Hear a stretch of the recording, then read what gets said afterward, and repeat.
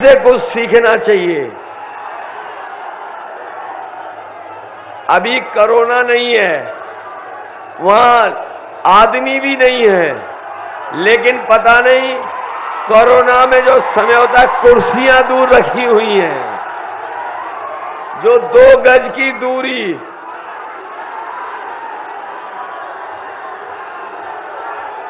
अगर 2 गज की दूरी यहां होती तो आसपास के खेत सब भर गए होते। अब तो कोरोना भी नहीं है, बीमारी भी नहीं है, तब भी हमारे और आपके बीच में दूरी होनी चाहिए। बीजेपी के लोग कमाल के हैं कि अपनी कुर्सी भी बीमारी की वजह से 2 गज से ज्यादा दूरी में रख रहे हैं। अभी मैं देख के आया हूं, उनकी सभा में 2 गज से ज्यादा की दूरी पर कुर्सियां रखी हुई हैं। और इस सभा में मैं देख रहा हूं, इतने करीब में लोग खड़े हैं कि हवा भी नहीं आ सकती है। हवा भी यहां घुस नहीं सकती है। ये जो जन समर्थन दिखाई दे रहा है, ये जो जोश दिखाई दे रहा है, ये नौजवानों का जो पार्टी के लिए समर्थन दिखाई दे रहा है, मैं ये कह सकता हूं कि इस बार देवरिया जिले से सभी सीटें समाजवादी पार्टी जीतने जा रही है।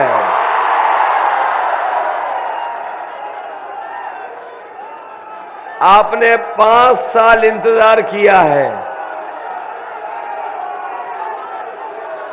ये मुझे जो बड़ी बड़ी तख्तियां दिखा रहे हैं अनुदेशक, बताओ 5 साल इंतजार किया कि नहीं किया?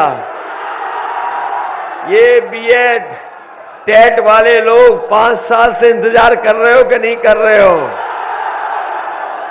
मैं पीछे भी देख रहा हूं, शिक्षा मित्र भी होंगे, बीपीएड वाले भी होंगे, ये अनुदेशक भी दिखाई दे रहे हैं, रोजगार सेवक भी होंगे। ये 5 साल से इंतजार कर रहे हो, अब आगे 5 साल तो नहीं इंतजार करने वाले हो। 5 साल और इंतजार तो नहीं करोगे? अगर 5 साल और इंतजार करना पड़ गया तो ये हमारे बीएड टेट वाले बूढ़े हो जाएंगे।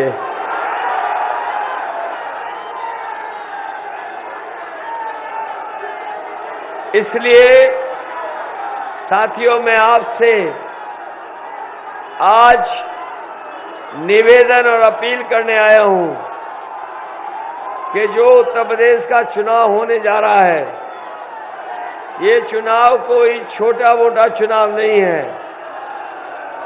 ये जहां उत्तर प्रदेश का भाग्य तय करेगा, वहीं देश की राजनीति किस दिशा में जाएगी उसका भी चुनाव है। जहां हमने आपने देखा है, लोकतंत्र और संविधान बचाने के लिए न केवल समाजवादी पार्टी बल्कि देश के बहुत सारे बुद्धिजीवी इस बात को मानते हैं कि उत्तर प्रदेश का चुनाव जहां खुशहाली के लिए हो रहा है, वहीं ये चुनाव लोकतंत्र और संविधान बचाने के लिए भी चुनाव है। आपको मैं याद दिलाना चाहता हूं,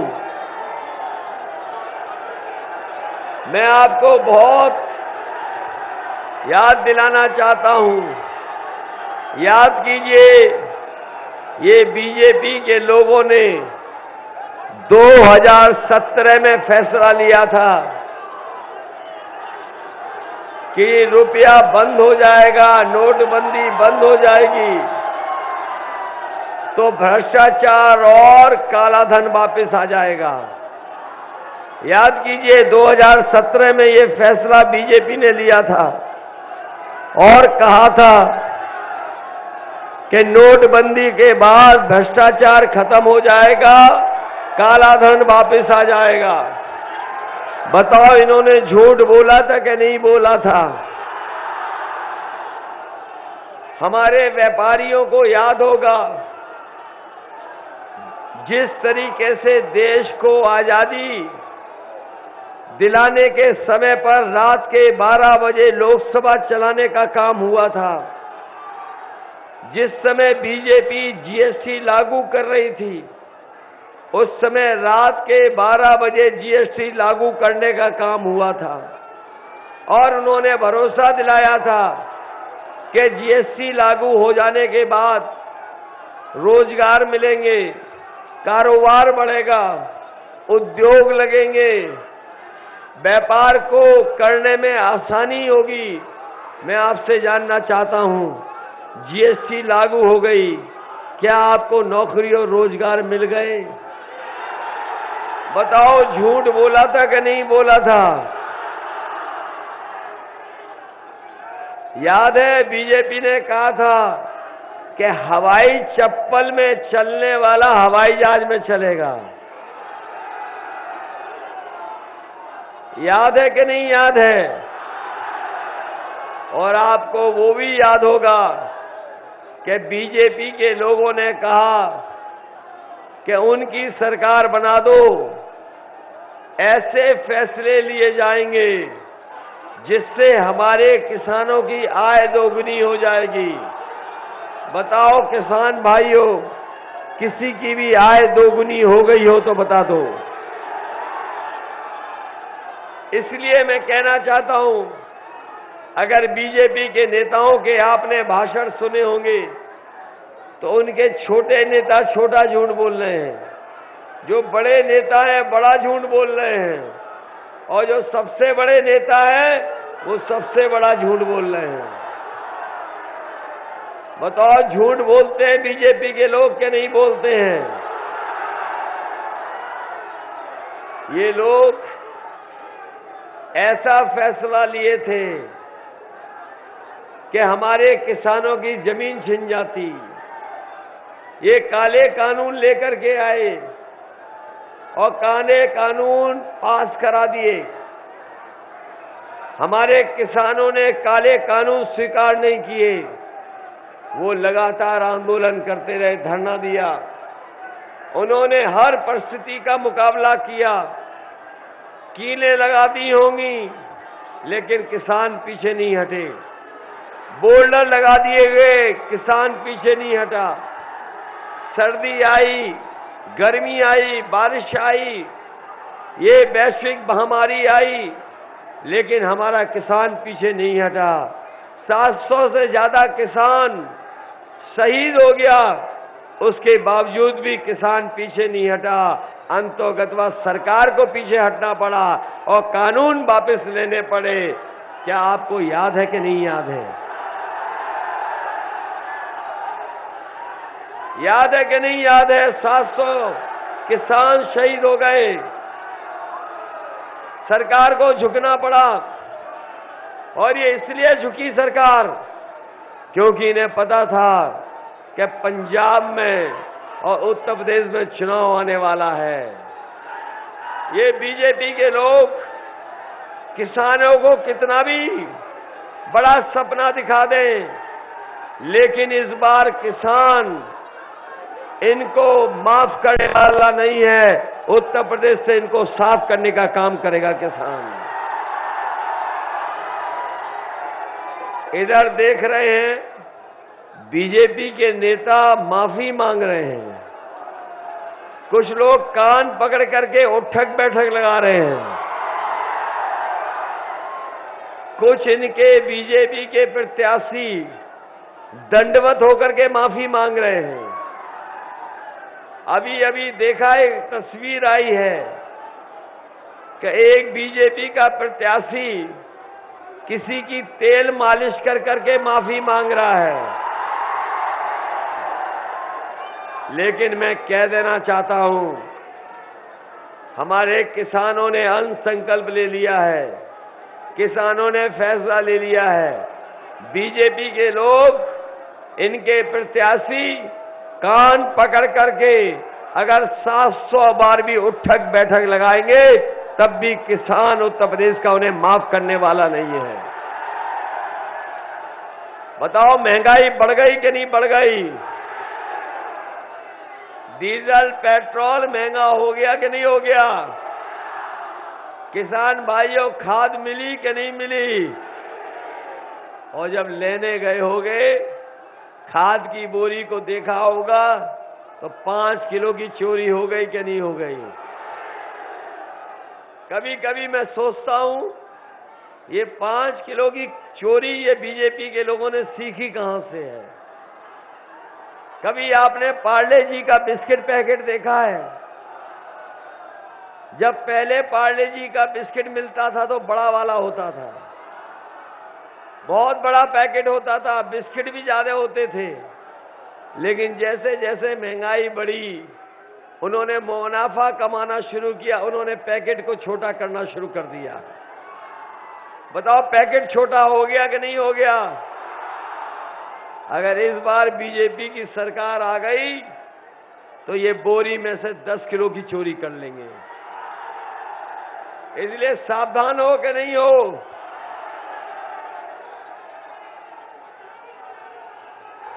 ये लोग तो कहते थे, बताओ हमारे गरीब साथियों, हमारे किसान भाइयों, नौजवानों, ये यही तो कहते थे कि हवाई चप्पल पहनने वाला हवाई जहाज में चलेगा। याद है कि नहीं याद है?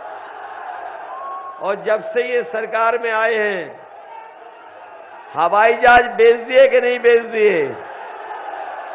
और जहां हवाई जहाज खड़े होते थे वो हवाई अड्डे बेच दिए कि नहीं बेच दिए? जो पानी के जहाज चलते थे वो बेच दिए, बंदरगाह बेच दिया, रेलगाड़ी बेच दी कि नहीं बेच दी? रेलवे स्टेशन और रेलवे स्टेशन की जमीन बेच दी कि नहीं बेच दी? और ये इन्होंने इसलिए बेच दिया, आपने पुरानी कहावत सुनी होगी, न रहेगा बांस,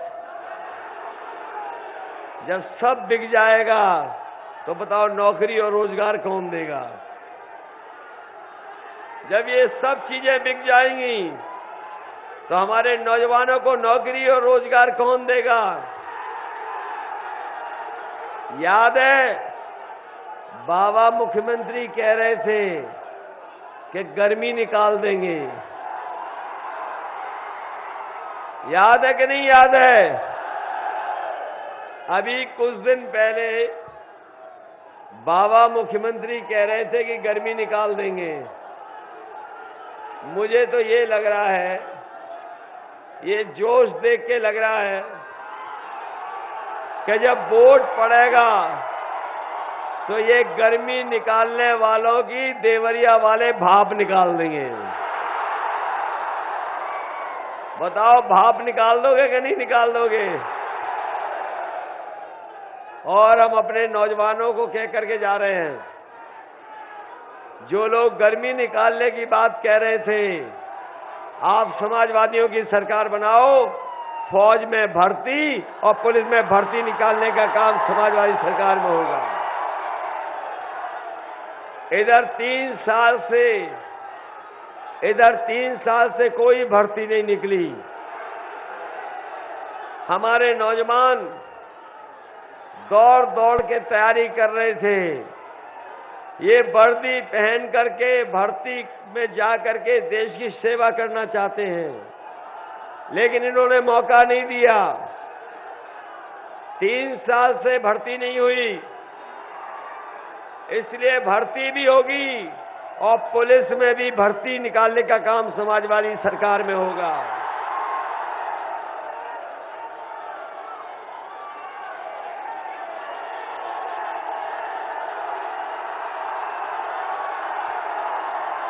लगता है, लग तो ये रहा है कि बीजेपी का खाता नहीं खुलेगा।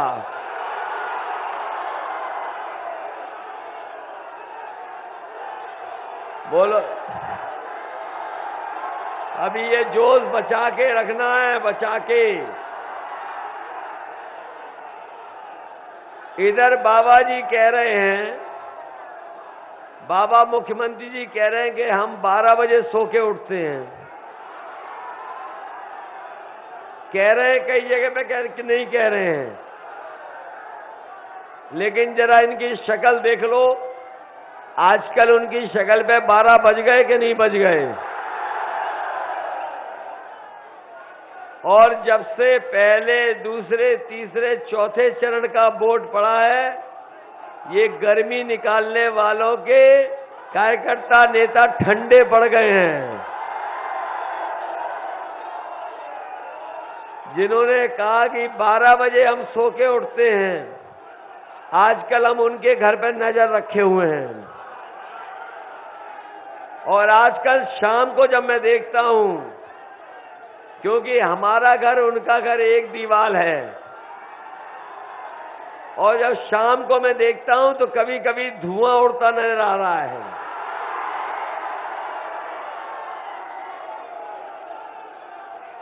और अभी कुछ अधिकारी बता रहे थे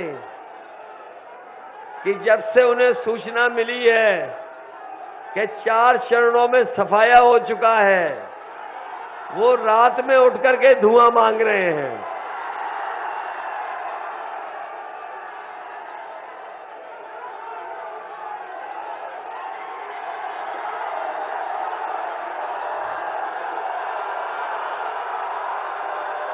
अभी अरे ये विधायक है, विधायक आने दो भाई, आने दो इसको। अरे विधायक जी आ जाइए, आ जाइए।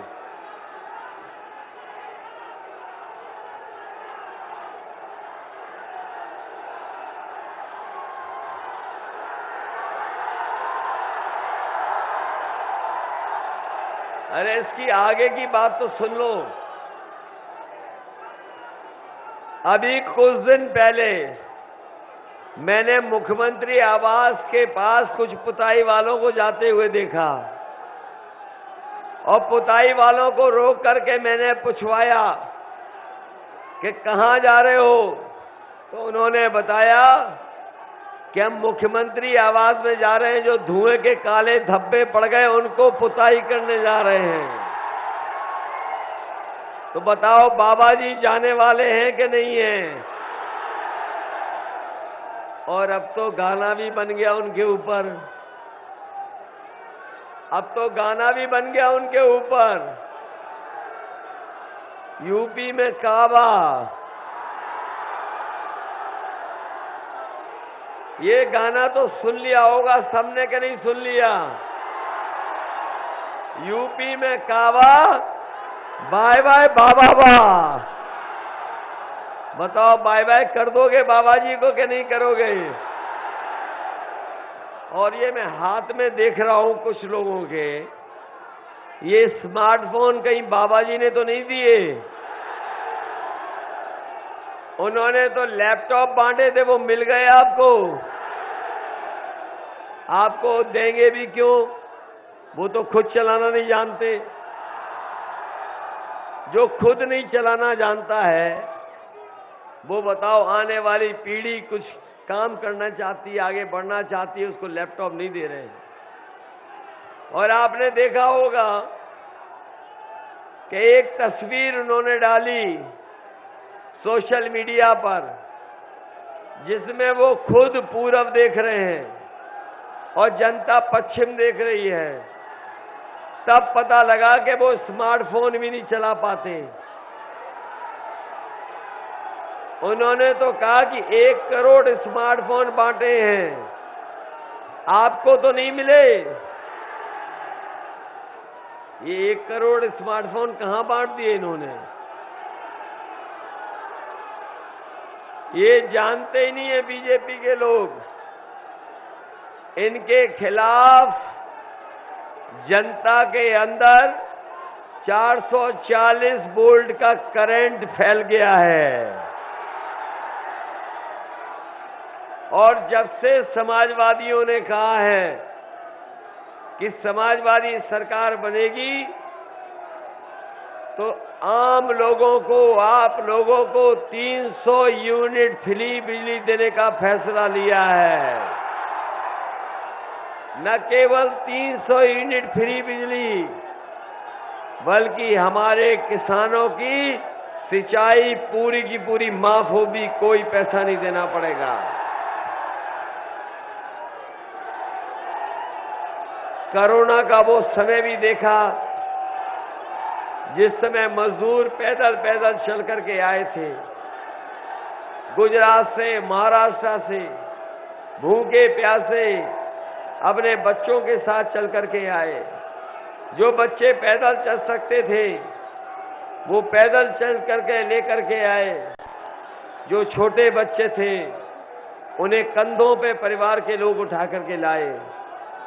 और उसके बाद जब कोरोना बीमारी आई, ये सरकार न दवाई दे पाई, न बिस्तर दे पाई, और सांसों के लिए सबसे जरूरी चीज ऑक्सीजन, ये सरकार ऑक्सीजन भी नहीं दे पाई। अगर ये सरकार समय पर दवाई और ऑक्सीजन दे देती तो बहुत सारे लोगों की जान बच जाती। जब सरकार की सबसे ज्यादा जरूरत थी, उस समय सरकार ने गरीबों को अनाज छोड़ने का काम किया, गरीबों की कोई मदद नहीं की। बड़ी संख्या में लोगों की जान चली गई। हमने, आपने वो तस्वीरें देखी जिसमें गंगा में हजारों लाशें बह रही थी। दाह संस्कार जो लोग करने गए, उनके परिवारों के सदस्य को लकड़ी नहीं तक दे पाई सरकार। क्या ऐसी सरकार को माफ कर दोगे आप? और उस समय अगर कोई मदद कर रहा था तो समाजवादी सरकार में जो एम्बुलेंस चल रही थी वही हमारी गरीब की मदद कर रही थी। इसलिए देवरिया के लोगों को हम आपको भरोसा दिला के जा रहे हैं, हमें दवाई के लिए, इलाज के लिए और गरीब के लिए अगर एम्बुलेंस 2 गुनी करनी पड़ेंगी तो संख्या बढ़ा करके एम्बुलेंसों को हम गरीबों की मदद करने का काम करेंगे। ये 100 नंबर वाली गाड़ी जो इसलिए चलाई गई थी कि हमारे गांव में रहने वाले लोगों के ऊपर कभी संकट आ जाता है, कभी तकलीफ और परेशानी आ जाती है, उन्हें थाने आना पड़े, वो फोन मिलाएं और पुलिस उनकी मदद के लिए पहुंच जाए। लेकिन जब से बाबा मुख्यमंत्री ने 100 नंबर को 112 किया है, हमारी पुलिस का भी कबाड़ा कर दिया। पुलिस बर्बाद हो गई। इस डबल इंजन की सरकार में अगर कोई चीज डबल हुई है तो वो महंगाई और भ्रष्टाचार इन्होंने डबल करने का काम किया है। बताओ, महंगाई डबल हो गई कि नहीं हो गई? भ्रष्टाचार दोगुना हो गया कि नहीं हो गया? और आज हर चीज महंगी हो गई है। ये जो लोग कह रहे थे कि जाओ नौजवानों पकौड़ा बनाना सीख लो, बताओ वो सरसों का तेल महंगा हो गया कि नहीं हो गया? दालें महंगी हो गई कि नहीं हो गई? डीजल पेट्रोल महंगा हो गया कि नहीं हो गया? और याद रखना, अभी तो 100 रुपए पेट्रोल पहुंचा है, इनकी सरकार आ गई तो 200 रुपए में पेट्रोल बिकेगा, 200 रुपए में।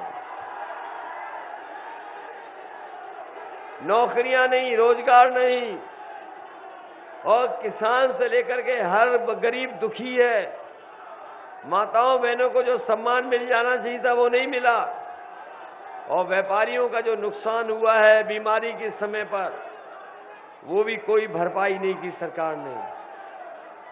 जो लोग नोटबंदी का फैसला लेकर के देश की अर्थव्यवस्था को बचाने का काम कह रहे थे, बताओ उनकी सरकार में बैंकों का पैसा लेकर के उद्योगपति भाग रहे हैं कि नहीं भाग रहे हैं?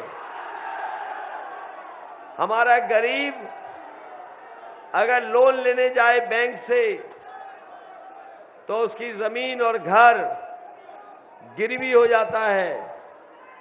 अगर वो पैसा नहीं वापस करवाए तो नीलाम तक हो जाता है। बताओ, एक उद्योगपति 28 बैंकों का 23,000 करोड़ रुपया लेकर के भाग गया कि नहीं भाग गया? और आप जानते होंगे जो भागा है उद्योगपति वो कहाँ है। और ये पहला उद्योगपति नहीं है जो भागा है, पहले जो भागे थे वो कहाँ के थे। तो बताओ उत्तर प्रदेश को बचाओगे कि नहीं बचाओगे। समाजवादी पार्टी ने तय किया है सरकार बनेगी तो पुरानी पेंशन बहाल करने का काम समाजवादी लोग करेंगे। पहले माताओं बहनों को 500 रुपया पेंशन मिलती थी, इस बार समाजवादी सरकार बनेगी तो 1500 रुपया महीना और साल का 18,000 रुपए देने का काम समाजवादी लोग करेंगे।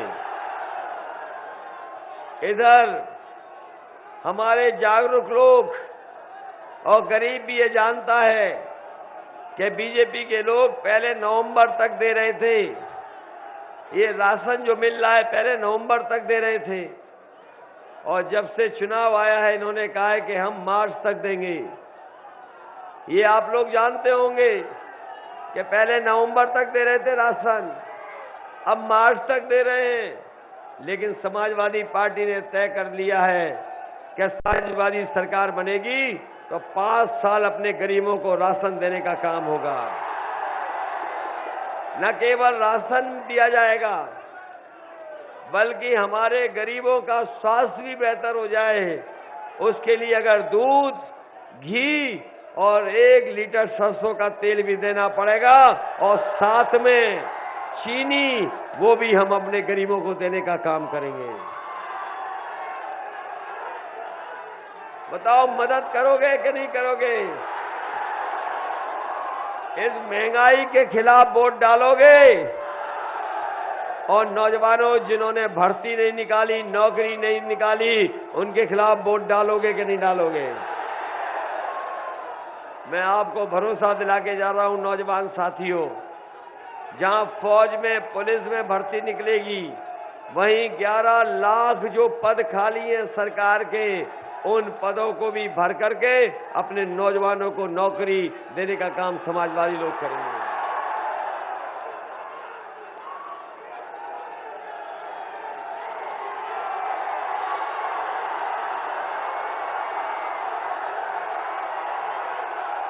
हम सब परिवार वाले लोग हैं, हम सब लोग परिवार वाले लोग हैं और बाबा जी को एक सलाह देना चाहते हैं कि परिवार वाले जब कभी भी अपने परिवार के बीच में जाते हैं तो कुछ न कुछ लेकर के जाते हैं परिवार वालों के लिए। इसलिए हम बाबा मुख्यमंत्री से कहना चाहते हैं कि जब लखनऊ से छोड़ करके गोरखपुर आ रहे हो तो कम से कम अपने गुल्लू के लिए बिस्कुट तो लेते आना।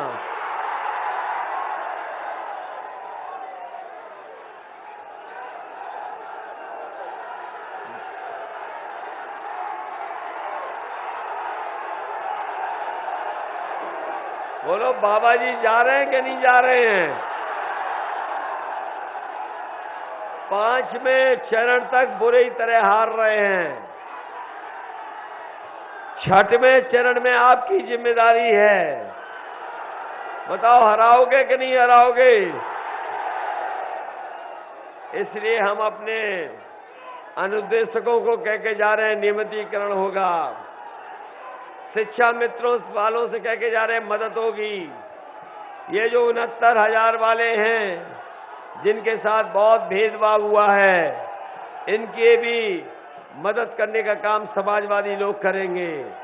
वहीं बीएड टेट वाले लोग 5 साल से इंतजार कर रहे हैं, इनको समायोजित नहीं किया गया। समाजवादी सरकार बनेगी तो बीएड टेट वाले और बीटीसी वालों को नौकरी देने का काम समाजवादी सरकार में होगा। इसलिए मदद करिए, बीजेपी को हराओगे। जिन्होंने 5 साल इंतजार किया उन्हें बूथ पर सबक सिखाओगे। मुझे पूरा भरोसा है कि इस बार देवरिया से ऐतिहासिक परिणाम आने वाला है। ये मान लें देवरिया सब सीटें जिता रहा है। नौजवानों, आप तो इंतजार नहीं करोगे। 5 साल तुम्हारे बर्बाद हुए और 5 साल तो नहीं बर्बाद करोगे। तो देवरिया वालों, जिताओ। हमने सबसे गठबंधन कर लिया। ओम प्रकाश राजभर जी से भी गठबंधन कर लिया। ये हमारा गठबंधन के प्रत्याशी हैं मनमोहन सलीमपुर से। इनका चुनाव चिन्ह याद है कि नहीं याद है? छड़ी छड़ी। मनमोहन जी का याद है कि नहीं याद है? ये बीजेपी वाले पीला रंग देख करके ढीले हो जाते हैं। छड़ी याद रखोगे कि नहीं? छड़ी सहारा है। ये छड़ी लेकर के आए, इसी छड़ी का ध्यान रखना। और सभी दूसरे प्रत्याशी हमारे, उनका साइकिल चुनाव चिन्ह याद रखोगे। ब्रह्मा शंकर त्रिपाठी जी को जिताओगे। राम बुआन निषाद जी को और हमारे अजय कुमार सिंह, पिंटू सिंह जी को मदद करोगे। मुरली मनोहर जायसवाल जी, इनकी भी मदद करना। मदद करोगे। साइकिल भूल तो नहीं जाओगे। और आपने पहले भी जिता दिया था। इकलौते हमारे विधायक थे आशुतोष उपाध्याय जी को। इस बार ऐतिहासिक वोटों से जिताओगे कि नहीं जिताओगे? और हमारी समाजवादी पार्टी से चुनाव लड़ रही रामपुर कारखाना से गजालाल आरी, जिताओगे।